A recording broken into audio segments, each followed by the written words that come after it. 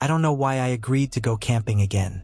Maybe I thought I could rewrite the memory, replace the old terror with new, harmless ones. But as I sit here, typing this out with trembling fingers, I know I've made a terrible mistake. It all began 2 years ago, during a camping trip to Devil's Ridge, a secluded site deep in the forest. A place that, even before we set foot there, carried the weight of countless eerie rumors. But we were young, reckless, and skeptical of ghost stories. My friends, Mark, Jessica, and Kyle, convinced me it would be a thrilling escape from the mundane. We packed our tents, food, and enough firewood to last the weekend. No one mentioned the stories of hikers disappearing or strange sounds in the night. Why would we? None of us believed in that sort of thing. The first night was fine, calm, almost serene. We drank, laughed, and stared up at the stars. The wilderness seemed peaceful, and for a moment, I thought the tales were just that, stories. But things started going wrong on the second night. It was around midnight when we heard it. Faint at first, like a low hum carried by the wind. Kyle was the first to notice, nudging me with a puzzled look. "You hear that?" he asked, his voice barely above a whisper. We all went silent, straining our ears.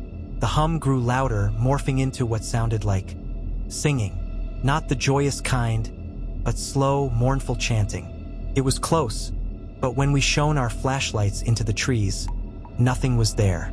"That's creepy," Jessica muttered, her usual bravado slipping, but we shrugged it off, blaming the wind or some distant campers. It was the woods, after all. Sounds travel weirdly here. Then, at around 3 a.m., the real horror began. I woke up to the sensation of cold air hitting my face. My tent's flap had been opened. Groggy and disoriented, I sat up, assuming Mark had gone out for some fresh air. But when I looked out, there was no one there. Only the dim glow of our dying fire and the dense, impenetrable darkness beyond. I heard rustling from the other tents and assumed the others were also stirring. But when I unzipped my tent fully and stepped out, I froze. Standing by the fire, just on the edge of its light, was a figure. Tall, lanky, dressed in what looked like an old, tattered cloak. Its head was obscured by a hood, and it swayed slightly, as if in tune with the singing we had heard earlier. "Mark?" I whispered, though I already knew it wasn't him. My heart pounded in my chest as the figure slowly turned its head in my direction. I couldn't see its face, just darkness under the hood. Then, without a sound, it took a step toward me. I stumbled back, tripping over the uneven ground. As I scrambled to my feet, I heard the others waking up, their frantic voices cutting through the night. "What's going on?" Jessica screamed, stumbling out of her tent, followed by Kyle and Mark.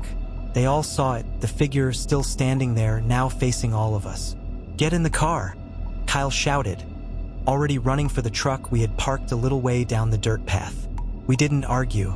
We bolted, leaving our tents and supplies behind. But as we reached the car, the doors wouldn't unlock.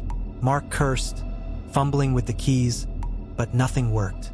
The figure was now gliding toward us, effortlessly covering the distance between us in slow, deliberate steps. "Get in!" I screamed, pulling on the handle with all my might. Suddenly, the truck door flew open, and we piled in. Mark gunned the engine, and we tore down the path, the figure vanishing into the darkness behind us. We didn't stop driving until we reached the nearest town, hours later. The locals didn't seem surprised when we told them what happened. They simply nodded, saying, "You're lucky you made it out." We never went back for our tents. We never spoke of it again until now. But last night, I heard that same chanting outside my window. Slow, mournful, familiar. And just beyond the glow of the street lamp, a figure, tall and hooded, stood watching. It's not done with us. I slammed my curtains shut, my heart racing, and backed away from the window, my breath coming in shallow gasps. I thought I had left it behind at Devil's Ridge, that somehow by escaping the camp, I had outrun the nightmare.